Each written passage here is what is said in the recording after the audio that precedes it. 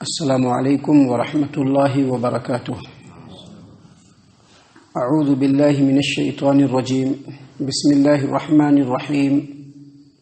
فقاتل فی سبیل اللہ لا تکلف الا نفسک وحرز المؤمنین عسى اللہ ان یکف بأس الذین کفروا واللہ اشد بأسا واشد تنکیلا۔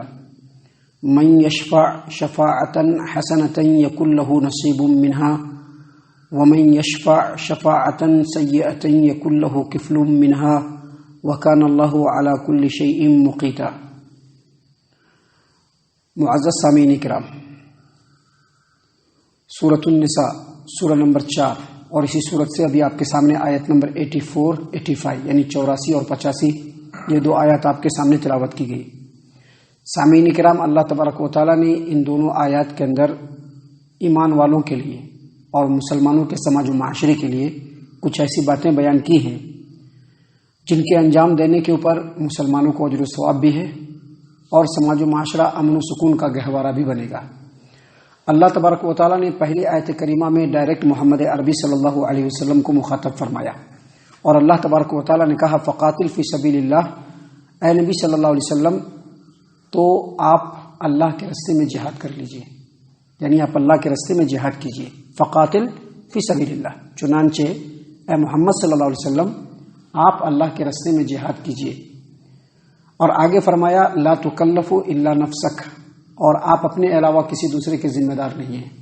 آپ کا کام ہے لوگوں کو تلقین کرنا، لیکن جو نہیں آتے ہیں اس کے ذمہ دار آپ نہیں ہیں۔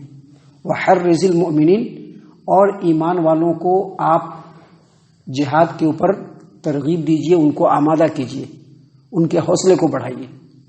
معزز سامعین کرام، آیت کریمہ میں اللہ تبارک و تعالیٰ نے اپنے پیارے رسول، اپنے بندے محمد عربی صلی اللہ علیہ وسلم کو یہ حکم دیا ہے کہ اللہ تبارک و تعالیٰ کے دین کو بلند کرنے کے لیے، اللہ تبارک و تعالیٰ کے کلمے کی سربلندی کے لیے اور سماج و معاشرے کے اندر امن و سکون قائم کرنے کے لیے اللہ کے راستے میں جہاد کیجیے۔ یاد رکھیے، لوگ جہاد کو بڑا ہوا بناتے ہیں۔ جہاد کے بارے میں لوگوں کا یہ خیال ہے کہ اسلام جو ہے وہ مسلمانوں کو جہاد کرنے کا حکم دیتا ہے۔ آپ ابھی اس روئے زمین پر دنیا کے اندر جتنے ممالک ہیں جو لوگ اسلام کے خلاف نکتہ چینیاں کرتے ہیں، اسلام کے خلاف جارحیت کرتے ہیں، اسلام اور مسلمانوں کو دنیا کے اندر نفرت بھری نگاہوں سے دیکھنے پر لوگوں کے درمیان بہت ساری سازشیں رچتے ہیں، آپ ان ملکوں کا اگر آپ جائزہ لیں گے تو آپ کو ہمیشہ ان ملکوں کے اندر فتنہ و فساد ہوتا ہوا نظر آئے گا۔ کوئی بھی خطہ فتنہ و فساد سے بچا ہوا نہیں ہے۔ کہیں پر کچھ فتنہ ہو رہا ہے، کہیں پر کچھ فتنہ ہو رہا ہے، لوگوں کی جان کی قدر و قیمت نہیں ہے۔ سامعین کرام، اللہ تبارک و تعالیٰ نے پیارے رسول صلی اللہ علیہ وسلم کو اس لیے حکم دیا کہ آپ جہاد کیجئے، آپ جہاد کیجئے اور آپ لوگوں کو ترغیب بھی دیجئے، لیکن یاد رکھیے آپ لوگوں کے ذمہ دار نہیں، آپ صرف اپنے ذمہ دار ہیں۔ سامعین کرام، امام ابن ابی حاتم نے اس آیت کریمہ کی تفسیر میں تفسیر ابن ابی حاتم کے اندر ایک روایت نقل کیا ہے۔ روایت نقل کیا کہ وہ ابو اسحاق سے روایت کیا انہوں نے، اور ابو اسحاق کہتے ہیں کہ میں نے سیدنا برا بن عازب رضی اللہ عنہ سے روایت کیا کہ ایک مسلمان 100 مشرکوں کے اوپر حملہ کرتا ہے، کسی وجہ سے حملہ کرتا ہے، مشرکوں نے اس کے اوپر حملہ کیا تو اب وہ اس کے اوپر حملہ کر رہا ہے، یا اللہ تبارک و تعالیٰ کے دین کو مٹانے کے لیے آیا ہے تو اس پر حملہ کر رہا ہے۔ یاد رکھیے، اسلام ایسے ہی چپکے تلوار اٹھانے کی اجازت نہیں دیتا ہے۔ اسلام ایسے ہی چپکے تلوار اور ٹینک اور جو ہے بندوق اٹھانے کی اور ہتھیار اٹھانے کی اجازت نہیں دیتا ہے، بلکہ اسلام کے اندر جنگ کرنے کے لیے، جہاد کرنے کے لیے کنڈیشن ہے، اور پہلی کنڈیشن یہ ہے کہ اسلام کا نام مٹانے کے لیے لوگ درپے ہو جائیں۔ دوسری کنڈیشن یہ ہے کہ مسلمانوں کے اوپر ظلم و زیادتی کی انتہا کر کے مسلمانوں کو ایک جگہ پر اس انداز میں مجبور کر دے کہ مسلمان بالکل بے بس ہو جائے۔ ایسے لوگوں کی آزادی کے لیے بھی اسلام نے یہ حکم دیا ہے کہ آپ جہاد کیجئے۔ تو ابو اسحاق نے سیدنا برا بن عازب رضی اللہ عنہ سے پوچھا کہ ایک مسلمان ہے جو 100 دشمنوں کے اوپر حملہ کرتا ہے، یا 100 دشمن اس کے اوپر حملہ کرتا ہے تو وہ مسلمان اس کے لیے جنگ کرنے پر آمادہ ہو جاتا ہے، تو کیا یہ اپنی جان کو ہلاکت میں ڈالنا ہے؟ کیونکہ اللہ تبارک و تعالیٰ نے قرآن کریم میں یہ فرمایا ہے وَلَا تُلْقُوا بِأَيْدِيكُمْ إِلَى التَّهْلُكَةِ، اپنے آپ کو ہلاکت میں مت ڈالو۔ تو کیا یہ جان کو ہلاکت میں ڈالنا ہے؟ کہا کہ نہیں، یہ جان کو ہلاکت میں نہیں ڈالنا ہے، کیونکہ اللہ تبارک و تعالیٰ نے اپنے نبی کو یہ حکم دیا ہے فقاتل فی سبیل اللہ، آپ اللہ کے راستے میں جہاد کیجیے۔ آج جہاد کا نام سنتے ہی لوگوں کے گھگی بن جاتی ہے، لیکن ذرا سوچئے کہ آج جو دنیا کا برا حال بنا ہے اس کی وجہ یہی ہے کہ مسلمانوں کے اندر بزدلی آ گئی۔ مسلمانوں کے اندر بزدلی آنے کی وجہ سے جگہ جگہ پہ بہت سارے مسائل کھڑے ہو رہے ہیں، وگرنہ آپ ملکوں کے اندر دیکھیے کچھ ایسی جگہ بھی ہیں جہاں کے لوگ بہادر ہیں تو وہاں لوگوں کی پینٹ گری ہو گئی ہوئی ہے، لوگوں کو اپنے حد میں پڑھنے نہیں دے رہے ہیں۔ جہاں کے لوگ بہادر ہیں، جہاں کے لوگ بہادر ہیں وہاں بال باقا نہیں کر پا رہے ہیں، لیکن جہاں کے لوگوں نے بزدلی دکھائی ان لوگوں کو جڑ سے اکھاڑنے کی تیاری ہو رہی ہے۔ محترم سامعین اکرام، اللہ تبارک و تعالیٰ نے اسی لیے فرمایا کہ فقاتل فی سبیل اللہ۔ برا بن عازب نے کہا کہ دیکھو اللہ نے تو اپنے نبی کو حکم دیا ہے کہ فقاتل فی سبیل اللہ، تو اے نبی صلی اللہ علیہ وسلم آپ اللہ کے راستے میں جہاد کیجیے۔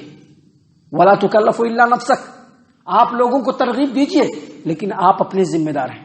اس کا مطلب کیا ہے کہ اگر جہاد مسلمانوں کی جماعت کے لیے ضروری ہوگا اور اس وقت بھی مسلمانوں کی جماعت اگر جہاد نہیں کرے گی تو یقیناً مسلمان دنیا میں تو ذلیل و رسوا ہوں گے ہی، آخرت میں بھی وہ اللہ کے یہاں ماخوذ ہوں گے۔ اس لیے اللہ نے کیا کہا فقاتل فی سبیل اللہ، اے نبی صلی اللہ علیہ وسلم آپ اللہ کے راستے میں جہاد کیجیے۔ ولا تکلف الا نفسک، اور آپ صرف اپنے ذمہ دار ہیں۔ وحرض المؤمنین، اور اے محمد صلی اللہ علیہ وسلم آپ ایمان والوں کو بھی جہاد پر ابھاریے، یعنی مسلمانوں کو ترغیب دیجیے کہ آپ جہاد کیجیے، جیسا کہ اللہ کے رسول صلی اللہ علیہ وسلم، صحیح مسلم کتاب الامارہ کی روایت ہے، نبی صلی اللہ علیہ وسلم جنگ بدر کے موقع سے مسلمانوں کے صف کو درست کر رہے ہیں، مسلمانوں کے صف کو درست کر رہے ہیں، اور ساتھ ساتھ یہ کہہ رہے ہیں کہ تم لوگ اس جنت کے لیے کھڑے ہو جاؤ، تم لوگ اس جنت کے لیے تیار ہو جاؤ جس جنت کی چوڑائی جو ہے آسمانوں اور زمینوں کے برابر ہے۔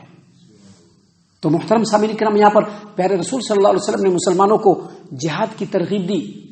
جہاد کی ترغیب دینے کے لیے بہت ساری حدیث ہیں، جس میں ایک سے ایک حدیث ہے جس کو امام مسلم نے صحیح مسلم کتاب الامارہ کے اندر روایت کیا ہے۔ ابو سعید خدری رضی اللہ عنہ اس حدیث کے راوی ہیں، وہ کہتے ہیں کہ پیارے رسول صلی اللہ علیہ وسلم نے کہا کہ اے ابو سعید، جو آدمی اللہ تبارک و تعالیٰ کے رب ہونے پر، جو آدمی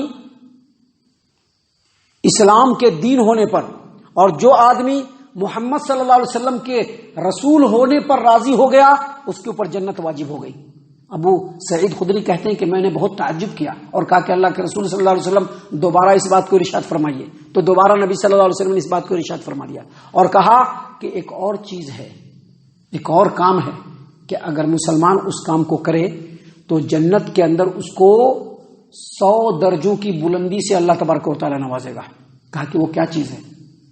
کہا کہ دیکھو ایک اور چیز ہے کہ جس کام کو اگر مسلمان انجام دے جنت کے اندر اس کو 100 درجوں کی بلندی سے اللہ نوازے گا، اور ہر درجے کے درمیان جتنی لمبائی، جتنی دوریاں اس زمین اور آسمان کے درمیان ہے، ہر درجے کے درمیان اتنی دوری ہوگی۔ اللہ کے رسول صلی اللہ علیہ وسلم سے کہا ابو سعید نے کہ وہ کیا کام ہے؟